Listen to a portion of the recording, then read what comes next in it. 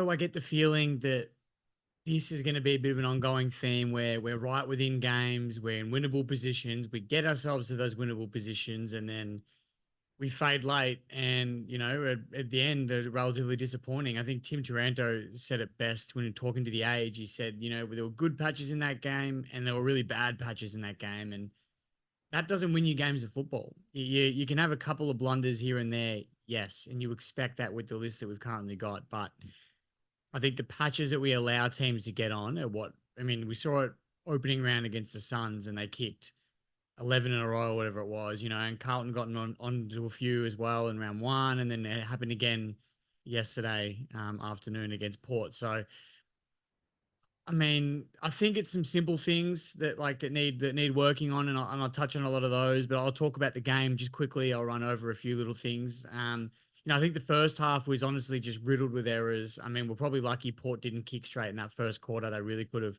blown us away early. But I mean, maybe that was partly some of the pressure we put on. You can look at it that way as well. But we probably were lucky they didn't kick straight. There was turnovers, there was mistakes all over the place. And I think that almost suited our game style that little bit more. I think we adapted to it a little bit better. Like I said, they probably could have kicked away Port, but we did hang in there with them. And, in towards the end of that second quarter as well, we sort of got back and made it look like we were equally as dominant on the ground, if that makes sense. So Port were dominant in the first. They just didn't kick the score.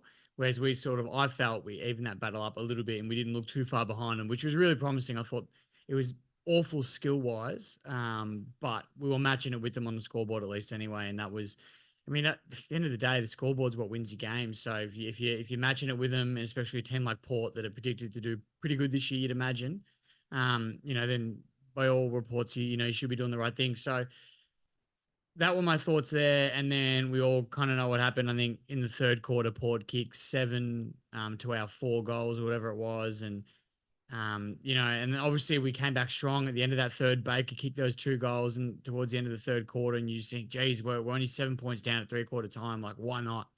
Why can't we do this? And I remember turning to the people I was with and I said, the first goal of this quarter is so important. And then Port kicked the first 3 or 4. And it was like, oh, damn. Like that, it was, yeah, very, very underwhelming. And I think the part of the reason why, and I know it's been a big talking point in the news and media outlets and everything like that the last 24 hours, but it's our pressure. And I know our pressure used to be manic and it used to be like the best in the comp, and that's why we were as good as we were. But it just felt like there was no intent anymore. Like it felt like players did drop their heads, but not even in that last. Like I felt like it was happening throughout the game and throughout the year. Only 3 games in, but I've noticed it a lot. Teams walk way too easily through us. They transition from their back 50 into theirs, and it feels like we're not even there. And honestly, sometimes it feels like I'm watching a training drill, and that's how it felt a lot of the time.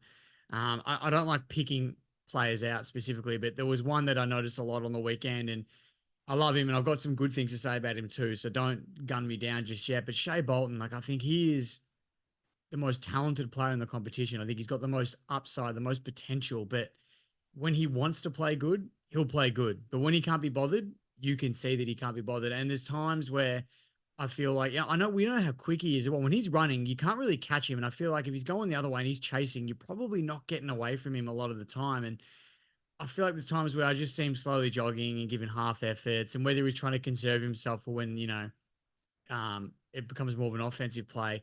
I'm not sure, but I don't think in our game you can afford to do that. You can't afford to just not chase. And I know Dusty hasn't never really done that. And I know that's probably just Dusty. And we've all sort of accepted that, oh, yeah, Dusty just doesn't chase, but you can't compare the two players. And look, I'd love Dusty to chase. Yes, but I think he's too far gone now. Whereas Shay's young, like he's got plenty of time left to change that and change that attitude. And I think that's going to be a really big role to play for Uze, just to say, listen, mate, you're a star. We love what you can do, but you're not better than, you're not bigger than the team. And we know that the things you can do going forward are incredible, but let's see them going back the other way as well. Because you put that pressure on and he just becomes that so much more dangerous as a player. And that's when I want to talk. I'll keep talking about Shay because, like I said, I got positives. I think one thing I realized was how important he is. Like, I mean, I was listening to SEN on the way home today and Andy Marr was saying it. And it's true. He is so vital to us. Like, if he plays well, and, plays well consistently throughout a game, we win more often than not. And to like yesterday, for example, he had 2 goals, 8 score involvements, 7 inside 50s, 5 clearances, and he had more than 600 meters gained, which is amazing. But he also had 7 turnovers, including 6 before halftime. So and again, and then I think for me, it's more the defensive stuff. I think if he puts that more pressure on defensively, then he just takes his game to another level. And I think when he's invested and his head is in the game, the things he can do are outstanding. And I'm excited about what we can see and what we will see. There was that play. I don't remember what was it. Maybe the last quarter. I think he's picked up the footy. He's done a blind turn, check side snap. Like he was directly in front, mind you. But and I think the angle I was on, I couldn't tell how far I missed by. But that goes through, and you're thinking, oh wow. Which is what I love about him. He's got that X factor. He's exciting, and we love that. So that's one thing I wanted to touch on.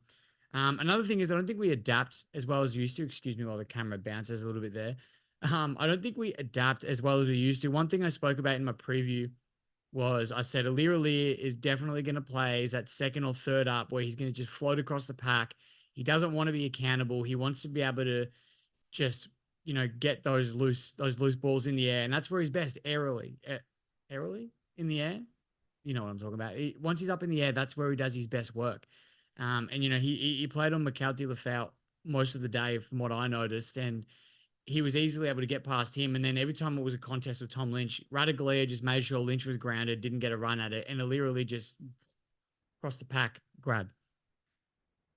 We've got to be able to account for this. Yeah, we knew this was happening coming in. There's no way I'm the only person that thought this would be the case. And I just think the fact that we have no backup plans, and this isn't the only thing we don't have backup plans for. It's just an example of things, but it happened a lot. And Lynch kicked the first goal of the game, and that was basically it. You know what I mean? He didn't get much more of a look at it. And yes, he's always got a couple of blokes on him as well, which doesn't help.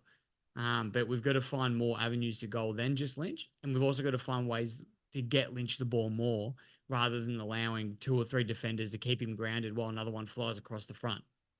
And you see it doesn't help that we've only got the one key forward. I know Noah Bolter's a key forward at the moment too, but if he's playing up in the ruck and then Lynch is by himself then, and it makes things interesting. And it's obviously we're in that phase where we're post Jack. I know we brought Cozzy in, but he wasn't really playing the role that we thought maybe he would. And it's still very early in the season. He could come in and make an impact. I'm not sure, but we're talking about what I saw over the weekend. We need to find ways to counteract and combat the plans that they have in place, especially the predictable ones. And I think Alirali doing what he did was fairly predictable. So it was disappointing that we let that one go the way it did. Again, I think we were good for a fair chunk of the game. We put ourselves in positions to win. And then that last quarter was just really disappointing. And I know I was doing it at the game, and I know a lot of people are pointing to the umpires and saying how bad they were. And look, don't get me wrong, they were shocking. I mean, I had mates texting me saying even the commentary team on Fox was saying how bad they were. But you're not going to use that as an excuse. For me, I don't like to use them. Yes, it doesn't help. It makes life a lot harder. But I'm not leaning on that. I don't think we would have beaten Port if the umpires had have been more in our favour. I think they were pretty shocking across the board. We probably got the worst end of it, I reckon. But you don't want to blame it on that. I think there's plenty of things we can look towards, and that's the lack of pressure is the biggest one. I think I don't know, there's something the teams just seem to, even out of the midfield, teams just walk out of the midfield too easily. And then again, we can talk about the injuries. I'm happy to use them as a bit of an excuse as well. Obviously, Hobart are laid out. Morris Rowley out on literally 5 minutes before the first bounce. Nathan Broad are laid out as well. So in terms of our backline, we're missing Gibcus, Tyler Young, and Broad on the weekend. And you look at the players that got off the leash a little bit. You think with those couple of guys in the team, maybe we that makes an influence, and that doesn't happen the way it did. But you just don't know, I guess. But I think, like Uzo said, there's been no continuity because there's been so many late changes and forced changes, which is the hard thing. I think when you're making those changes on your own accord, it's a bit easier to counteract and get used to. But when it's unexpected, like it has been, that's when it gets really tough. So I think that's what we saw again. And I think, look, to be in these games against teams like Carlton and teams such as Port Adelaide, it's a good sign. But you go out there to win at the end of the day. And while we can walk away and say, against Carlton, and I was the same, a lot of people said, I'm happy with that. Happy we'll close, but winnable games, winnable opportunities. And we let them slip. So we're 0-3 now. We've got Sydney at the G this Sunday, which I'll talk about in my next video, obviously. potential to be 0-4 the way Sydney are looking. And it's just, when do we flip that switch? When do we get that first win? And there's when all the questions start to pile up and the pressure stacks on. We know the media thinks we're going to be bottom four. Do we just accept that and roll over? Or does something change? So I don't know what needs. I think it's just the mindset thing, because pressure for me is mindset. It's not ability. Everyone can run, chase, tackle, and I know Morris brings a bit of that and he didn't play, but you can't use that as an excuse. Um, Jack Graham will be a big one when he comes back because he's a tackling machine. So him coming back in will be massive. But again, we can't rely on these injured players that aren't there to do all the tackling. You've got players that are very capable of doing so. Nankervis is always one that's doing it. And I just don't know. I'd love for people to look at him and say, well, if the captain's doing it at his size, aren't I? You know? So anyway, it'll I don't want to. There's obviously individual, you know, performances that probably weren't where they should have been, that, you know, you can point fingers at and you can blame. I don't like to get into the naming and shaming. I just sort of talk about the full team performance, but I do like to talk about some of the good performances, and there was a fair bit to like. Obviously, I gave him my Tiger Den player of the round. Liam Baker, 23 disposals, 3 goals, especially those 2 goals late in the third. He just put the team on his back a little bit there. And geez, I hope we don't lose him. This is a conversation for another time, obviously, but I really hope we don't lose Bakes. Dan Rioli had 21. Jack Ross, exceptional with 26 disposals. And Dusty, quiet day for him, 16, but he did some nice things with the ball. You know, there was that one play where he, you know, it was the one-on-one. He beats his opponent, drops the chest mark, and you just saw him running towards goal. And you think he's going to check side this, you know, towards the boundary. Classic Dustin Martin, just check side. But he lowered the eyes, looked inboard, and I can't. Who did he find? Can't Might have been Seth Campbell. And Seth Campbell's another one who I'm loving in the side, by the way. I'm not sure what everyone else thinks. Let me know. But I think he's going to stay. He's going to be a permanent fixture now. I'm loving his work. I think he's got the vision. I think he's got the speed. I think he's got the tenacity and the drive, which is what we love. And he did a similar thing as well in the game where he could have blazed away and tried to have a ping from the boundary line, made it all about himself, but he turned around, looked inboard, and hit up Noah Bolter, you know, directly in front of goal. So another big one there. So look, plenty to work on. I think the most important thing and the most exciting thing is a lot of what we're doing is a mindset shift. I feel like, yes, there's ability as well and list management and things like that. But I think if we can put that pressure on and we can bring the intensity more often than not, I think we're going to be okay. And I think, look, whilst we might not beat these top four teams, and we're probably not expected to, we'll cause a few upsets. And as long as we're beating the teams that we should be beating, which, you know, maybe necessarily we haven't crossed yet, then I think we'll be okay. We all sort of have our own expectations of where we're going to be at this year. And I think as long as we don't put a ceiling on where we can go, then I think we'll be all right. But yeah, it could be a long road ahead. It was an interesting game on Sunday, and the 4 o'clock fixture is not favorable for anybody. I didn't love it. It always sucks when you get home and it's late on a Sunday, but I guess that's where we're at now. We've had a few years now of playing primetime footy and really not getting any of those late Sunday games. So probably had it coming. We've got another one coming up as well. So that'll be an interesting watch. But that is it, everybody. Thank you for watching. I try not to dwell too much on these games and, you know, dive too much into it because I feel like all the other media outlets do that. I just try to give my personal perspective. I'll let you know how I'm feeling about the whole thing. So yeah, and one last thing. Speaking of how I feel, I got to get this off my chest.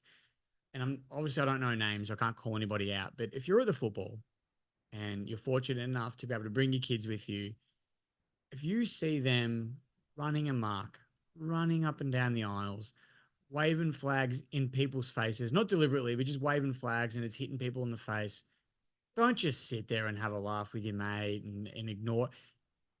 Do something, because whilst I'm not the type, you're going to get someone out there that will say something and it's going to cause a scene, and you ruin the day for everyone. We had this lady in front of us who was sitting there and she was by herself, you know, a little bit older, and you could just tell she was struggling to watch the game because she had about 4 or 5 kids just running around going nonstop in front of her. And I get that, you know, kids you can't always control and tell them to sit down, but these parents did nothing. And it was frustrating. I was getting annoyed as well, especially when your team's losing and you can see the outcome, what's going to happen, and then you're watching this go on around you. It just makes everything worse. So, you know, it's a bit of a public service announcement. If you're out there and your kids are running amok at the footy, just try to calm them down a little bit. You know, give them the iPad, the phone, whatever you're going to do. Just settle them a little bit. So everyone, just be conscious of other people. I think that's the biggest thing. And obviously, I don't have kids, so I can't relate. But you know, just think of other people. So that's my rant. That's my review done. So thank you again for watching. Stay tuned on the socials. The Instagram is going well at the moment. Thank you all for following and liking everything there. There's some good stuff happening, so I appreciate it. Appreciate all the views on YouTube. If you can, please subscribe, please like. It's, you know, it's only something small. It takes you 30 seconds to do, but it makes, you know, my life a lot better. It makes things a lot easier for me, and it obviously helps grow the channel as well. And, you know, I feel the love and support, so would really appreciate if you could do that. But that is all again for today. Thank you for watching, and I'll see you later in the week. Go Tigers.